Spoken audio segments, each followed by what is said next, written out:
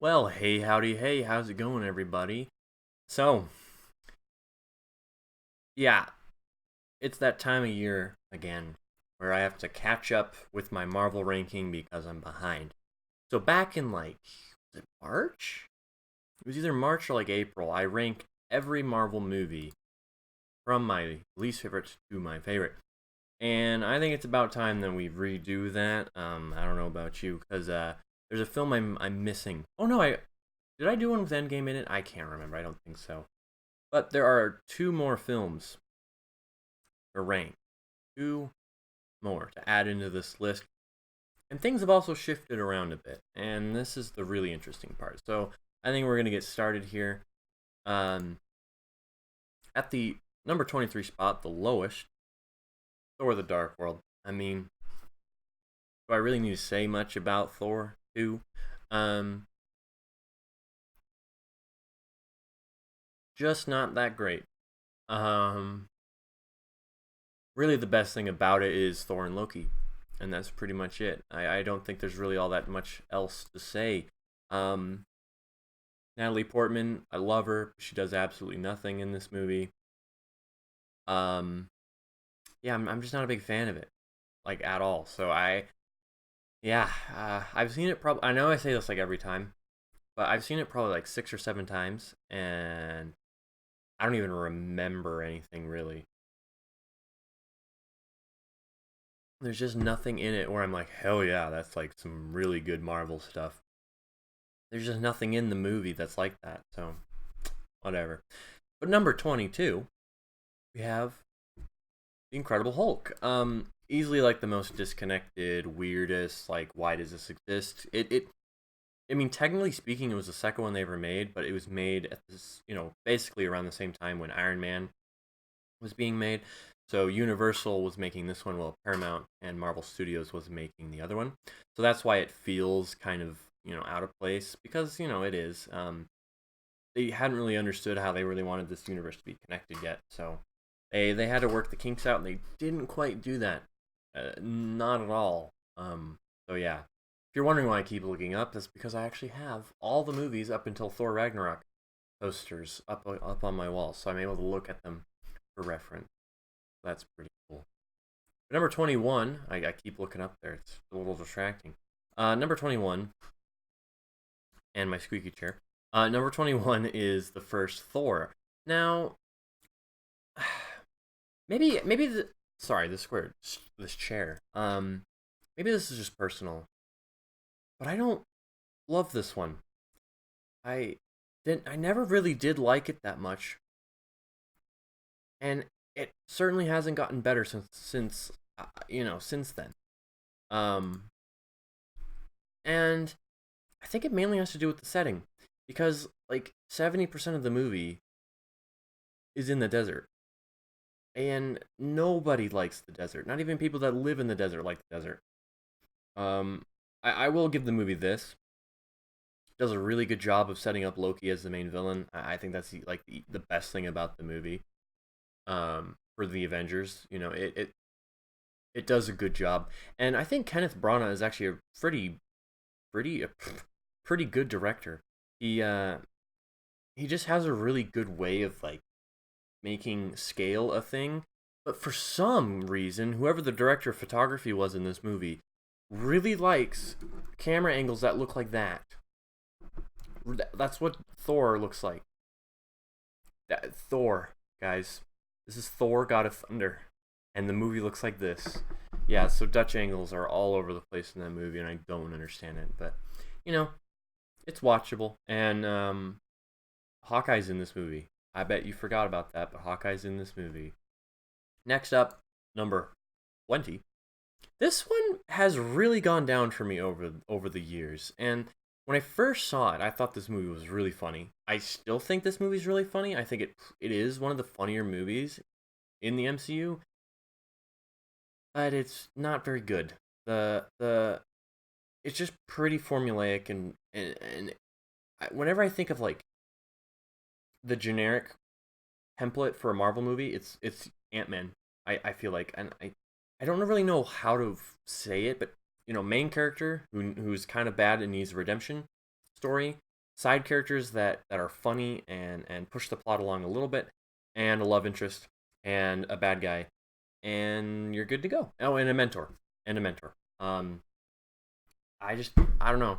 This one over time I've liked less and less, and I think part of that also has to do with the sad story behind the director of this. So Edgar Wright, one of my favorite directors, um, who's done amazing movies like Scott Pilgrim versus the World, Hot Fuzz, and Shaun of the Dead, and Baby Driver, but he hadn't directed that yet. When by the time he was doing this one, he left the project, and ever since I knew that, I've never looked at the movie the same way because I see little things that are left over from him that were picked up by Peyton Reed, and it just bothers me really, and that's all I can say about that. So, number 19 though, this one has not really changed all that much. I thought that over time I would like it more, but it's just stayed the same for me. It hasn't really moved up or down that much, and that's gonna be, well, Black Panther. And this movie just never, it didn't do anything that really made it stand out to me and really made me go, wow, this is a story that needed to be told. This it's just the Lion King, really. Kind of. It's just the Lion. No, you know what? It is the Lion King. Disney didn't even need to make the live action remake. We have Black Panther. So, yeah. Let me think. Going into this, it's the movie before Infinity War, so I truly, honestly thought that it was going to be the movie before Infinity War. Like, the whole, like, yeah, we need to get ready. There's a threat on the way.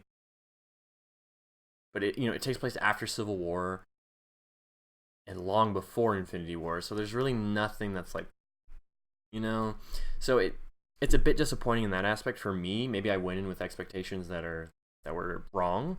And I also expected the Soul Stone to be in this one. But then again, I expected the Soul Stone to be in Guardians 2, or no, in Guardians 2 and in Thor Ragnarok, but that didn't happen, and then it wasn't in Black Panther. So, and actually, I remember when I saw the movie, was it the first time or the second time? I honestly can't remember. But there was a guy on my left who, I think it was the first time I thought, I think.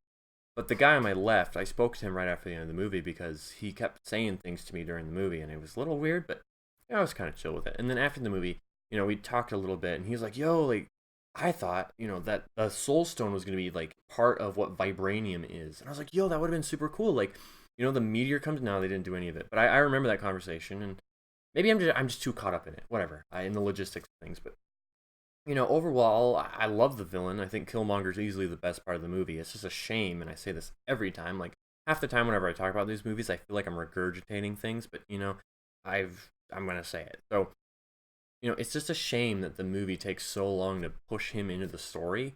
It's really not until like the hour and a half mark where he finally like shows up and is like, yo, what's up? I'm the villain.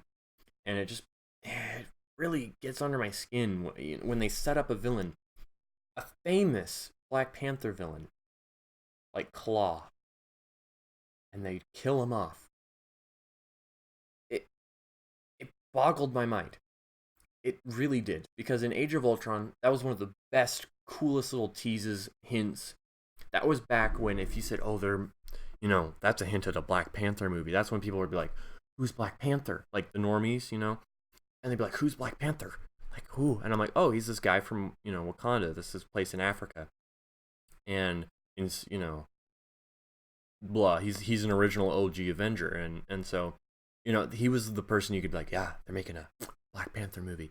Eventually, it hadn't been announced yet, but and they tease it all the way back in Age of Ultron. Like, bruh. Anyways, they do that, and then they don't do anything with the character. I still don't really like the decision, but Killmonger's a good enough villain that it doesn't really matter.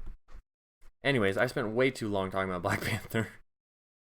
Number 18 is Ant-Man and the Wasp. This one's actually gone down for me, and mainly that's because it's... my friend Joel explained it in the way that, it's just one of those movies that you sit down and you watch, and then it's over. And you don't really feel anything. You don't really experience anything. You're just kind of there for the ride, and it's not really that particularly great of a ride. Now,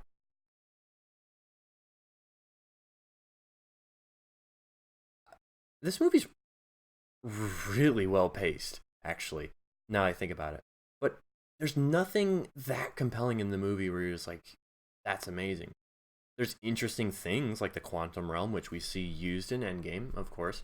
And my personal favorite thing about the movie, Ghost, her character is super interesting. And I'd love to see more of her, and I hope we see more of her in the coming Marvel movies and maybe TV shows. But she deserves more spotlight, I feel, because like what an interesting character,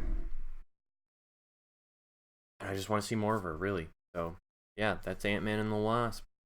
Next up, this one's gone up, but not by not yeah, but not by much. Sorry. So quick thing before we move on, I have new retainers that I'm wearing in my mouth, so things that are on my teeth, and it gets a little bit hard to talk the English. So sometimes I'll slur my words or things because my mouth's getting used to it, my tongue's getting used to it. So I often will fumble with my words, but I'm actually doing a pretty good job with it. But it's also 1 in the morning, so whatever. Yeah. So number 17. There, I did a little bit of it there. Number 17 is Captain Marvel. Now, if you'd ever talked to me before this movie came out, this was probably my one of my most anticipated Marvel movies, and that's because I still am a pretty big fan of the Captain Marvel comic.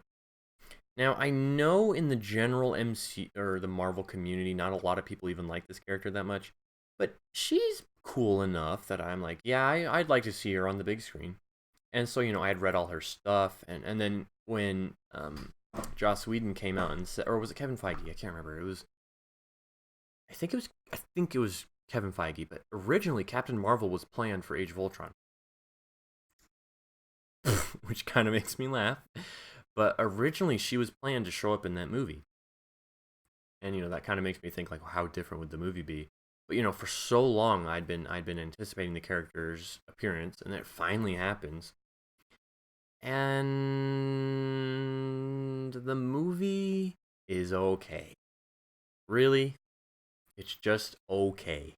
My favorite thing about it, the best thing about it, I was gonna say Carol and Nick Fury, but no, I think my opinion has changed on that. The best thing about the movie is Talos. He is so funny, but in a way that's like that fits the movie. Um, yeah, I think he was pretty good. One of the more memorable villains, even though he's not a villain, spoilers, in my mind. And I like Ben Mendelsohn, to see him play a character like that, and then to reprise his role later in a film that we'll get to, um, just super interesting. Um, and he has a Pulp Fiction reference. Like, do I really need to say more? Um, I'm sure there's more I can say about this movie, but I remember walking out of the theater just not liking it. And that just doesn't happen with Marvel for me. Like I remember when I first saw what's a movie I remember when I first saw Thor 2. I thought it was pretty cool. I thought it was fun, but over time and just as I saw more of the Marvel movies, it really is low down there. And even Ant-Man, I said like have it pretty low on the list, but I really liked the movie when it first came out. But yeah, Captain Marvel was. I just walked out of the theater and I'm just like, I did not like that. Not at all. And my position's changed a little bit. I do like it. I enjoy it. But it doesn't wow me like I really wanted it to. And it's just okay. Just okay. Yeah. I think that's really all I'm going to say before I go into too big of a rant. Next up is a movie that I'm pretty fond of, but I I've come to realize its faults, and that's Iron Man 2 here at number 16. And Iron Man 2, for me, a lot of people don't like it because it tries to do way too much stuff. It tries to set up the Avengers. It tries to go, figure out the past between his histories. It tries to set up Black Widow. It tries to um, shoehorn Nick Fury into it. It tries to do all these things. It tries to hint at the. I've already said that, but it's doing a lot. Tony Stark makes a new element, but all of that works. Oh, and there's and Whiplash. How can I forget about Whiplash, the main villain, and Justin Hammer.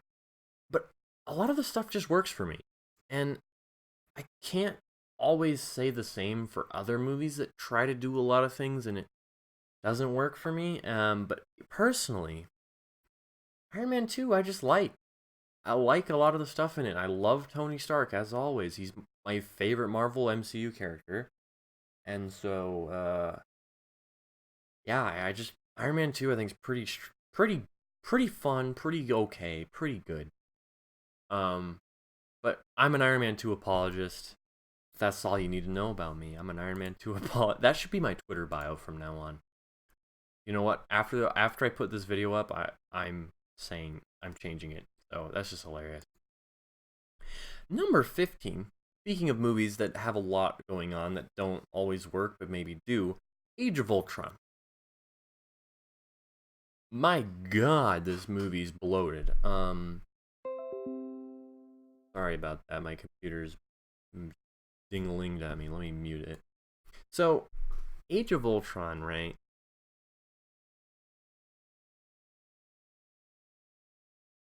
After the massive success that was the first Avengers, then Captain America Winter Soldier, like, so good.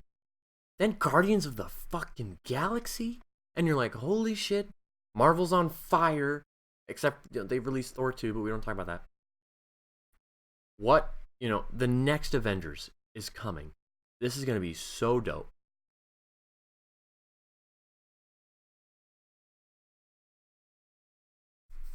I remember seeing it, and something just felt off about it. I remember walking out of the theater, or no, I haven't even walked out yet. I was still sitting there waiting for the end credit scene before Thanos, I'll, time to do it myself. And it just something felt off about it. And at the time, I couldn't really articulate it because I was like 14. But, now, 4 years, 5 years later, it just too much is going on. And the tone is super inconsistent. And the villain is terrible. Like, ugh, the villain's really bad in this one. Um, but at the same time, has more of your amazing, hilarious. I mean, the reason you went to go see it really is because it's an Avengers movie, and it has all your quips and your hilarious dialogue and your wonderful Joss Whedon interactions, and it has all that. But no one bought a ticket to this movie to watch Natasha and Bruce Banner have the most awkward sexual tension in the world. No one bought a ticket for that. But whatever. I think, as it stands now, with Endgame and everything, the thing that I always think about with Age of Ultron is Tony's, like, vision that Scarlet Witch gives him at the beginning of the movie. Where he sees all his friends dead. And, that's a constant thing that he's thinking about, that there's this threat looming. And that's my favorite thing about this, is the foreshadowing. And I really like it for that reason. Captain America here at number 14, the first one.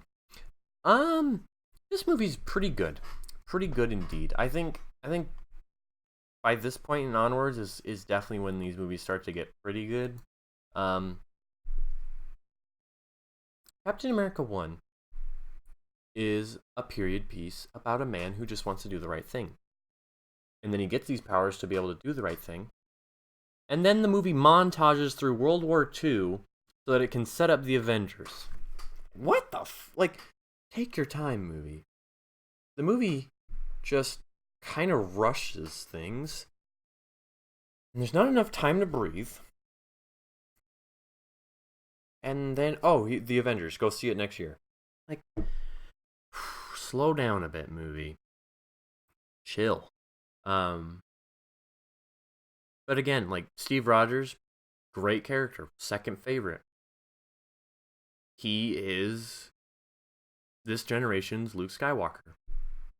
Changed my mind. He has a better death than Luke Skywalker too. Well, he doesn't even die, but he has a better end than Luke Skywalker. And that's all I'm gonna say. Captain America is this generation's Luke Skywalker. You can't change my mind. Unless you can. I'd be interested. Number 13, we got my boy. By the way, okay, not anymore, but the day I was recording this, before the recording started, is Benedict Cumberbatch's birthday. So, Benedict Cumberbatch's birthday. So, happy birthday to Benedict. And happy number 13 spot, Doctor Strange. So I was sick recently. I know, it was a fun story. I was sick recently and I rewatched Doctor Strange. And the best part of this movie is like the first hour and the last 5 minutes. Or like the last six. No, the last like 10, 13, 14 minutes. I love the climax and I love the rising action. Like everything else in between is okay. His fight in the Sanctorium is pretty good, I'll admit. I just really like Stephen Strange as a character, even if he seems a bit like hollow and shallow at times. But the thing about Doctor Strange, and I know this is brought up every time, but like visually, this is probably, no, I can't say that. This has some of the best visuals that a Marvel movie has ever had. We'll get to my rebuttal later, if I remember to even talk about it. But there are just parts in this movie where your jaw drops. I just like this movie. Super cool. I will say this though, the character of Doctor Strange gets way better as time goes on. Way better. Like I remember when he showed up in Thor Ragnarok, and I was like, holy shit, no way. Because at the end of Doctor Strange, one of the end credits is him talking with Thor, and you're like, whoa. But I didn't think that he was gonna be in Thor Ragnarok. Actually, I did, but we'll get to that anyways. I just thought it was really clever how they implemented him, and that's a way that that character, Doctor Strange, should be implemented. I don't think he really needed his own movie. Like when he shows up in Ragnarok, it just feels so natural, and it's like, yep, I keep watch on things. I'm supposed to protect this sanctum. You put Odin here. That's really stupid. And your brother is a threat. What you got to say about that? Oh, you have a sister who's evil? I don't know if I can help you. I just thought it worked really well. And now that our big boys are kind of gone from the spectacle, I'd love to see Strange be not necessarily a leader, but a key component going forward in the MCU, because in Infinity War and in Endgame, even though he's barely in Endgame, he's so fucking cool that I just want to see more of him, really. Doctor Strange 2, fingers crossed. Hopefully, we hear some news about it. Number 12. Okay. I gotta be honest. Before Homecoming came out, I was so nervous. Because remember, the last Spider-Man movie we got before Homecoming was probably the worst Spider-Man. No, it is the worst Spider-Man movie we got ever. Undebatable.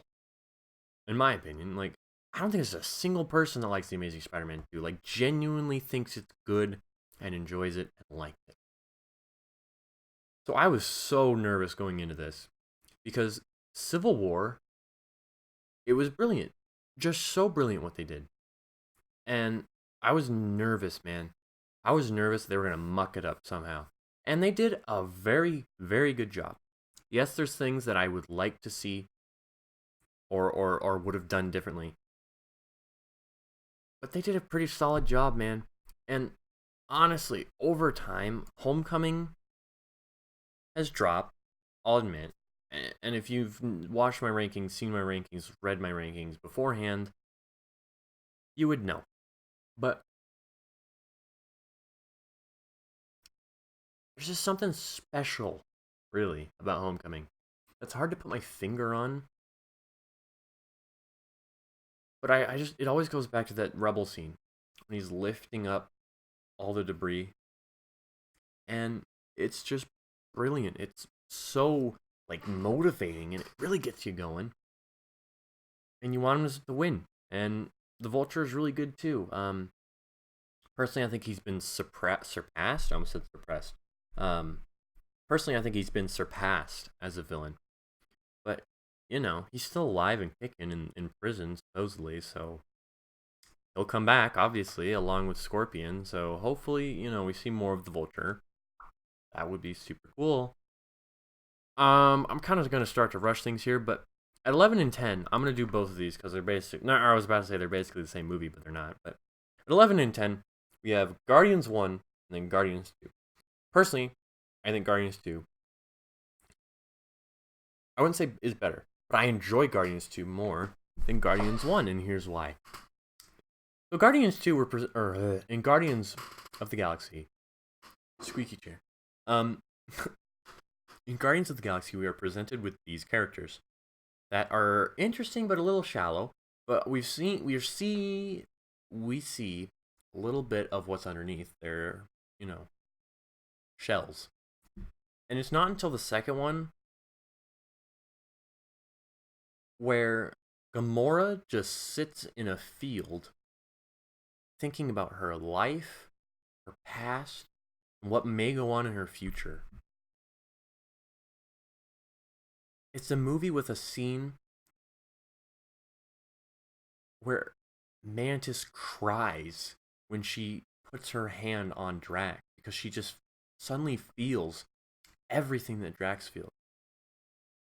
It's a movie where a raccoon, a CGI fake raccoon, stares off into the distance crying because even though he's an asshole, people love him.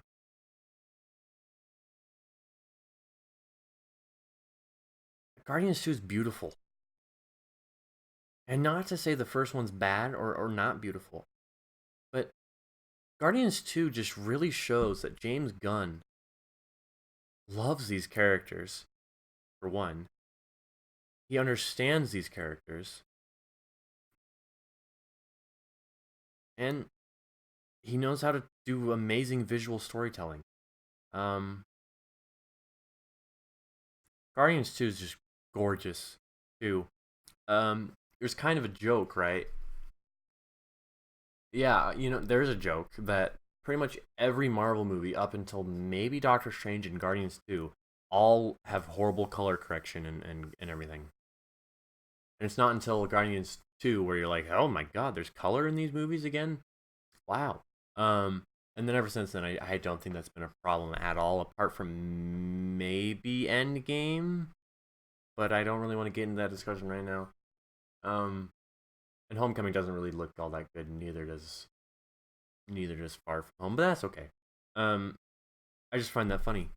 But yeah, I'm so happy, man, that James Gunn is back for Guardians 3, and I know that's a couple years off, maybe 2 or 3. We'll see tomorrow, though, or today. The day this video goes up, I probably already know about Guardians 3. So, that's funny.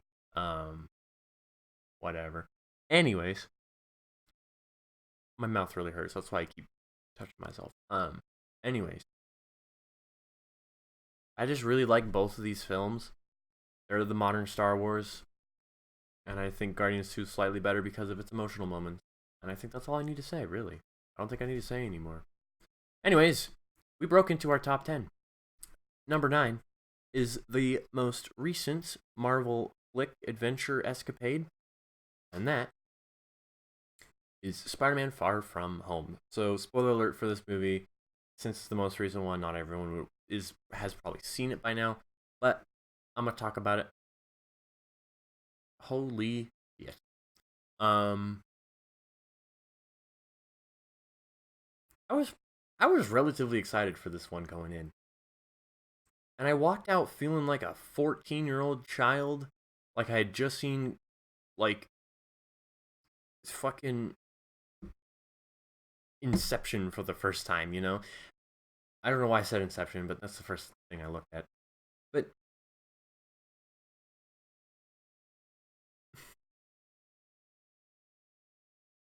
well, it didn't entirely fix Peter Parker for me. It put him at a point where I'm like, yeah, you know what? Tom Holland's the best Spider-Man. I know not a lot of people will agree, but after this one, I just don't know how you couldn't say that he is. Um, he's fantastic. Sure, he relies way too much on technology. Sure, Tony Stark is a bit too much of a mentor to him. But that doesn't matter because Tom Holland knows what he's doing. John Watts relatively knows what he's doing. And Marvel knows what they're doing with the MCU. And Mysterio's the best freaking thing to ever happen to Spider-Man ever, as far as I'm concerned.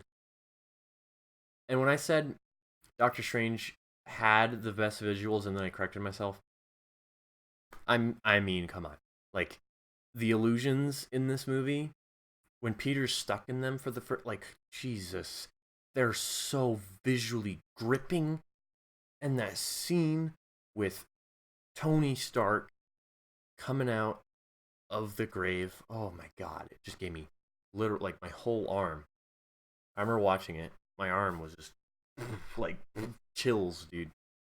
It was so good. And it's those segments are like a masterpiece. The movie's not, but it's in my top 10, so obviously I like it, and it may shift around over time.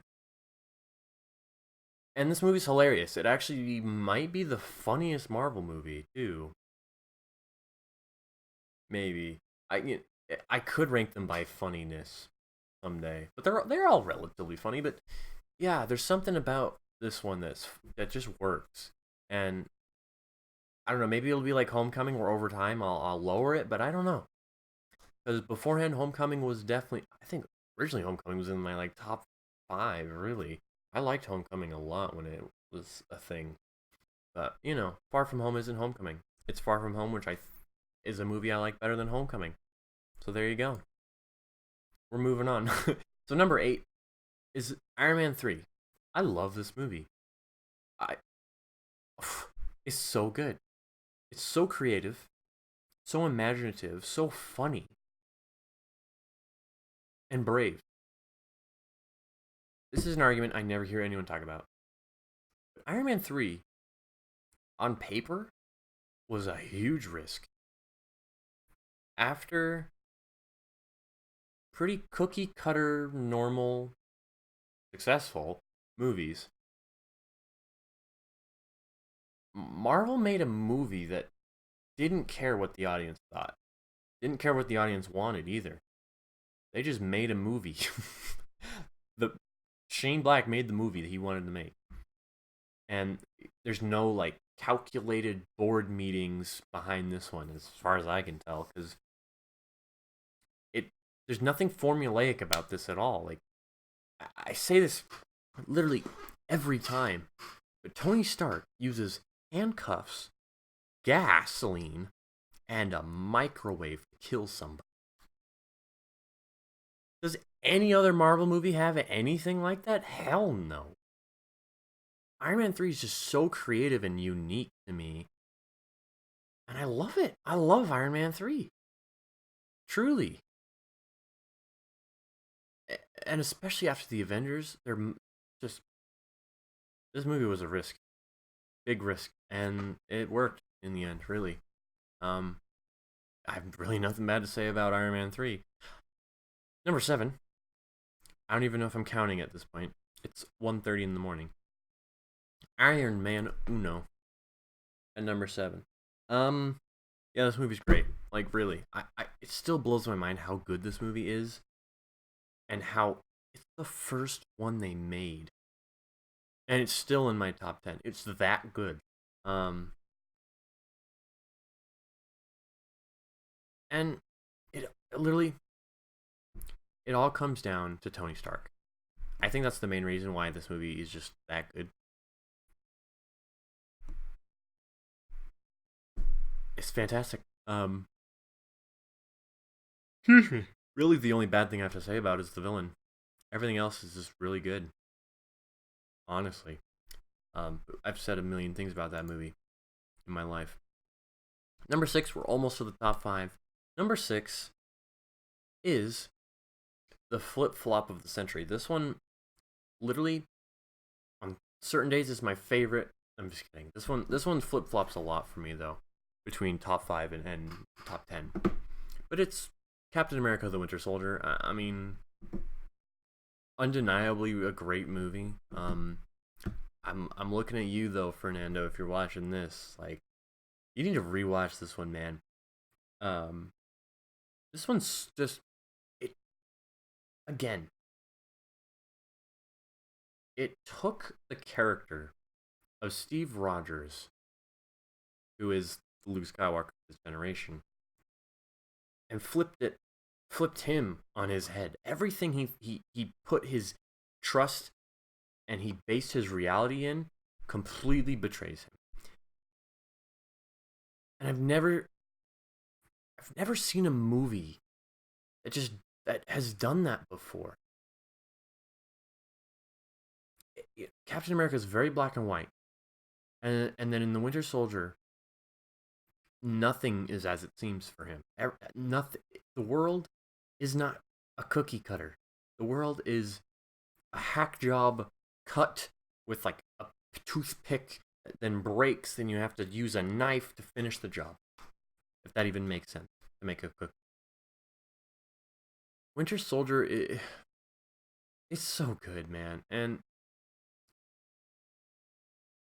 it's still, I think, regarded as one of the best comic book movies, and it's just really good. Even if the third act is kind of whack, but honestly, that doesn't even matter because it's brilliant and it studies. It just looks at the character, and I love it. I love it, and I love Bucky, and I love Black Widow in this movie. This is her best movie, probably, maybe. Endgame's up there. I should rank all the movies by character that's in them. That even makes sense. Like, of the main six, that's what I should do. That's a new ranking. That's so good. Rank all of the OG six. Rank each movie they're in by them.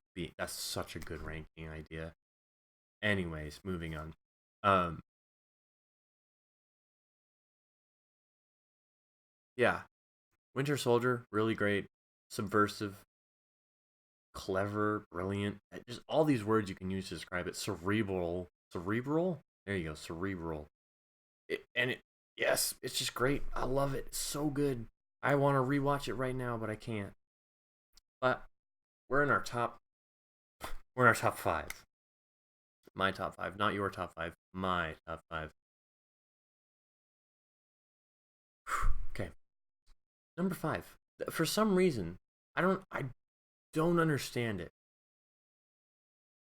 But there's just a sudden wave of people that don't like this movie on the internet. I don't get it, but it doesn't matter because I love Thor Ragnarok. I remember seeing the movie, laughing my head off, and then I literally saw it again the same day. I don't think I've ever done that before with a movie. I saw it at like 11 in the morning, and then I left, got some lunch, came back at like 4 o'clock, and rewatched it. I've never done that with a movie before. Ragnarok, it again, it's like the Winter Soldier, where it takes a character you think you understand, you think you get, you think they get the world around them, and then complete 180, and it's just so good, so good. I just loved the movie, and I loved what Taika Waititi did, and I love Chris Hemsworth. The guy's so funny. I don't know if you know this, but Chris Hemsworth he's so funny, and People have started to realize that. Directors, studios have started to realize that. And God, I couldn't be happier because that man, oh my God, he's a genius. So funny. um,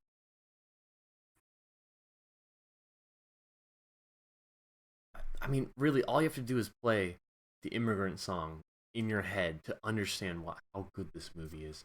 And the poster I have from the movie is the Rainbow Bridge with Thor coming down during the scene. I love Ragnarok, man, and honestly, as the years go by, I may bump it up. I don't know, man. I really like Ragnarok, but enough of that mumbo jumbo. Enough of that nonsense with these movies. These are Marvel movies. There's Avengers in these ones, and yeah. So basically, what I'm saying is number four is Endgame. Other than Breaking Bad, I can't think of a better ending to anything. Even Return of the Jedi. Even okay, no, Return of the King exists, and the Deathly Hallows Part Two. But it it's not easy to end uh, something. And yes, I know it's not over, but Endgame truly feels conclusive, and it does it in a way that's not like, oh shit, we have to finish, we have to wrap it up. That's not in a way where it feels so respectful. And I'm getting emotional here,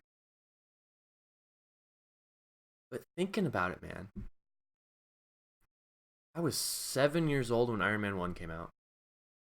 The first Marvel movie I saw was Iron Man 2.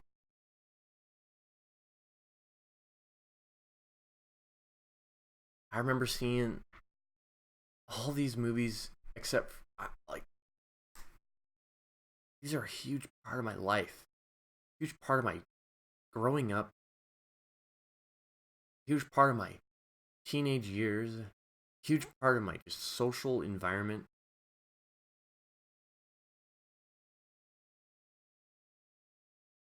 And Endgame, sorry, Endgame made it all feel worth it.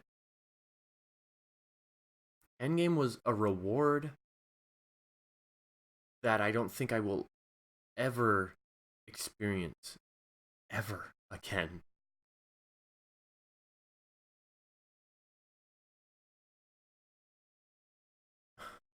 It it respected everything. It literally took my least favorite Marvel movie and made me appreciate it a tad bit more.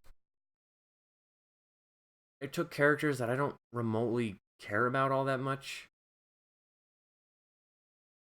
put them on the forefront, and made me realize maybe I'm wrong. And it's it's so good, man. And Endgame made me cry like a baby, man.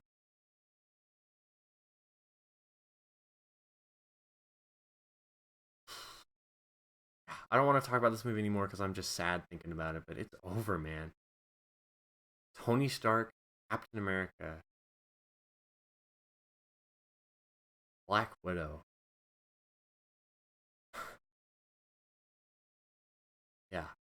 Anyway, I love it 3000, and Endgame's is a testament to good writing, great acting, everything. I just couldn't have asked for more, really. Like, literally got everything I wanted. Even Tony Stark dying, which I was super reluctant about. I cry every time, but part of the journey. is the end. And I just thank you, Marvel. Like, just thank you. And just huge props, man. Huge props to everyone involved, literally. Even digital artists that you don't even think about when thinking about these movies. Shout out to them and everything. Like, just thank you. And I know you're never gonna watch this, but man, I yeah. Anyways, we're gonna move on. So number three, we're in our top three. Number three. Sorry, I have to like collect myself and get excited. Number three. I mean, come on, it's the Avengers. Like, holy shit, this movie. This is the most important movie to ever happen, ever. That is a statement I will die by. This movie changed the world. It changed cinema in a way no other movie has. Literally every movie to ever come out since it, basically, from a big studio, has tried to replicate it, has tried to make their own cinematic universe, has tried to make their own interconnected verse. And that's a testament, man. The first Avengers is so well crafted, super well written. The screenplay, probably top 3 screenplays ever. No, I'm just kidding. It's definitely like top 10 best screenplays. It's up there with like Pulp Fiction and and what else is a really good screenplay? Shit. I don't know, but yeah, maybe it is top 3. I don't know. It's so good, and it did the impossible, literally. And now it's a cultural phenomenon. We're gonna move on to number 2. Number 2 is my personal favorite for a long, long time. And then the number 1 came out. But number 2, Captain America Civil War. I really like this movie. Like, a lot. I know it's super personal, but Civil War, man. It's solid. Civil War is so solid, man. More solid than, like, a rock. It's just great. And it introduces the one of the best Spider-Mans we've ever seen. I had to watch my tongue there. Literally, because my tongue burns as the retainers hurt my mouth. Number 1, I've talked about this movie way too much. And that's Infinity War. My boy, Thanos the movie. Beautiful, brilliant, hilarious, action-packed, heartwarming, heartbreaking. Literally, I don't think there is a single movie in existence that affected culture in a way that this one did, besides the first Avenger. I mean, the ending of this movie,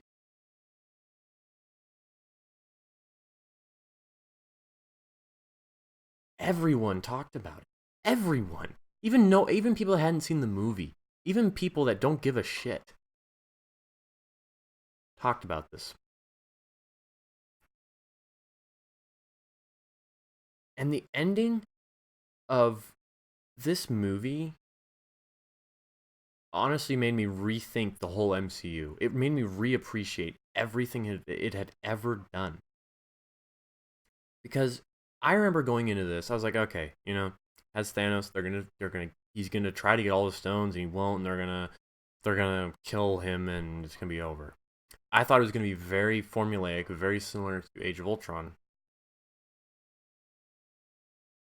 Oh boy, was I wrong. um, thank God. I said in an ideal world, this movie will end with Thanos having all the stones, corpses of the Avengers lying about, and he walks over them in victory. Now, I wasn't completely right, but this movie ends and the villain wins. How many big budget, blockbuster, corporate movies designed to, you know what I mean? Can have that. Have an ending that's just absolutely bone shuddering. Not very many. Empire Strikes Back is really the only one I can think of. I mean, it blows my mind. The movie literally ends, and it ends in a way that's like, it's hard to explain, but I will try. I remember saying before Endgame came out, I remember before we even knew anything about Endgame, but when it was still Avengers 4, I can't believe that we didn't know what the name of that movie was until last December, but whatever. Um, I remember saying that if this is the last one, great. And not in a bad way.